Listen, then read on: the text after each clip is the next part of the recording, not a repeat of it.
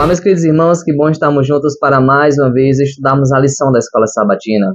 Para você que está chegando agora no canal, sejam bem-vindos. Nós estamos aqui com o único e principal objetivo, aprender mais do nosso amado Deus, através do estudo da Bíblia Sagrada, através do estudo da lição da Escola Sabatina. E eu peço a você que compartilhe esse vídeo, em nome de Jesus, compartilhe com seus familiares, compartilhe com seus amigos, e vamos juntos, a cada dia, fazer crescer o número de pessoas que conhecem a palavra de Deus e, claro, que se entreguem a Ele também, para viver as maravilhas que Deus tem preparado para nós, de forma ainda mais intensa e sendo preparada para a eternidade. Amém? Bom, hoje é terça-feira, 6 de maio, nós temos como tema para o nosso estudo o Cordeiro Pascal.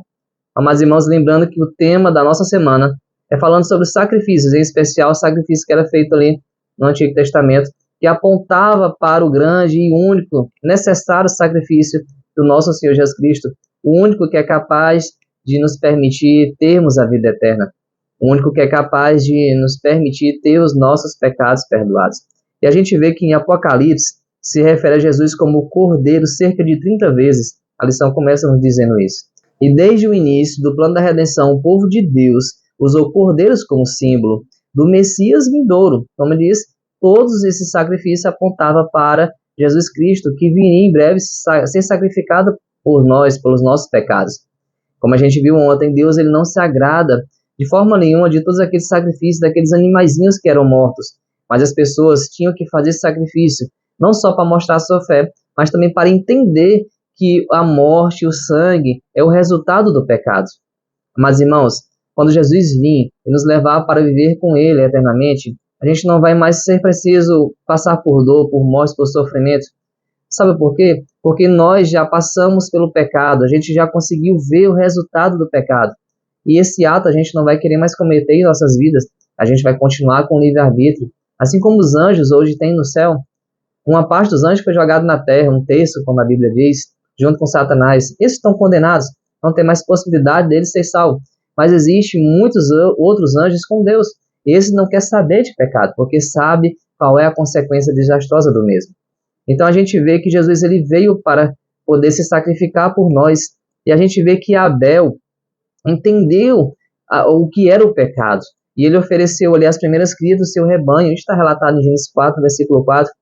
E também a gente vê aqui que o povo de Israel, antes de partir do Egito para a terra prometida, eles foram instruídos a resgatar cada primogênito, pessoa ou animal, como cordeiro de 1 ano. Ali em Êxodo, capítulo 12, versículo 5, está relatado isso.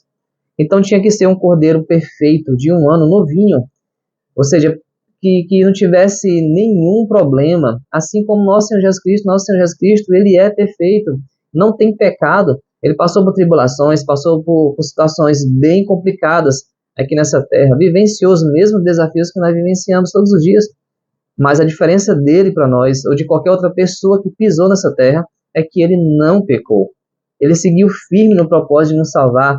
Chorou, se desesperou, teve medo? Sim, mas em momento nenhum ele desistiu e seguiu com seu plano de salvação para com todos nós. Amém. Deus seja louvado por isso.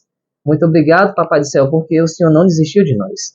E a gente vê como o tema nos traz, o Cordeiro Pascal, que no livro de Êxodo, no capítulo 12, 1:11, fala do momento que Deus traz ali para o povo esse ritual da Páscoa que deveria e deve ser feito para todo sempre. A gente vê também em Isaías, no capítulo 53, no versículo 7 e 8, que eu gostaria até de ler com vocês, em especial aqui no versículo 7, onde diz que Jesus ele foi maltratado. Aqui é uma profecia de Isaías.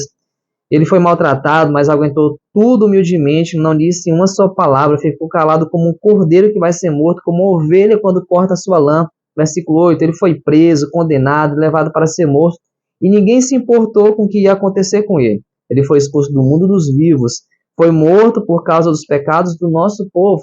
Ou seja, o nosso povo, ele teve Jesus morrendo pelos nossos pecados, e o nosso povo, eu e você, matamos Jesus. Matamos o cordeiro que veio dar vida por nós. Que coisa, né, amado irmão? Isso a gente faz todo dia quando a gente comete algo errado, quando a gente comete um pecado consciente. A gente está sacrificando nosso Senhor Jesus Cristo, ferindo nosso Senhor Jesus Cristo. Jesus Cristo, ele se entristece com isso. Mas como eu disse agora há pouco, glórias a Deus, porque o Senhor Jesus, ele seguiu firme no seu plano de salvação. E ele se tornou e sempre será o único meio da salvação do ser humano. Somente por meio de Jesus Cristo nós podemos ter acesso à vida eterna. Que ele era o único ser humano cuja vida satisfazia perfeitamente a santidade de Deus. A lição nos diz, todos os outros seres pecaram, a nossa vida pecaminosa literalmente conta mentiras sobre a natureza do Criador. Jesus, no entanto, tornou-se o último Adão, onde falhamos e ele foi perfeito. Em sua humildade, ele era tudo o que a raça humana deveria ser. Refletia a glória de Deus, por isso disse, quem vê a mim, vê ao Pai.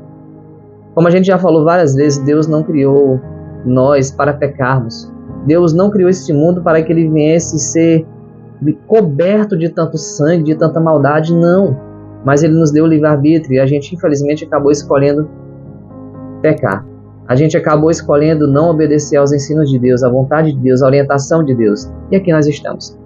Mas em nome de Jesus, haverá um resgate em nossa vida. Diga amém. Amém. Deus ele vai nos restituir, ele vai nos aceitar. E nós seremos a cada dia transformados pelo mesmo. E nós seremos, em nome de Jesus, cidadãos do céu. Que assim seja a nossa vida. Que assim seja a vida dos nossos familiares, dos nossos amigos, pessoas que vão herdar a vida eterna. Eu convido você nesse momento a fechar seus olhos e vamos nos falar com Deus. Maravilhoso Deus, que haja salvação em nossa vida, que haja transformação, que o Senhor reine em nossa vida, que o Senhor faça morada em nós e nos molde e nos transforme a cada dia de acordo com o teu querer, a tua vontade e o teu caráter. Que o Senhor nos perdoe, nos limpe e nos aceite. Em nome de Jesus, amém.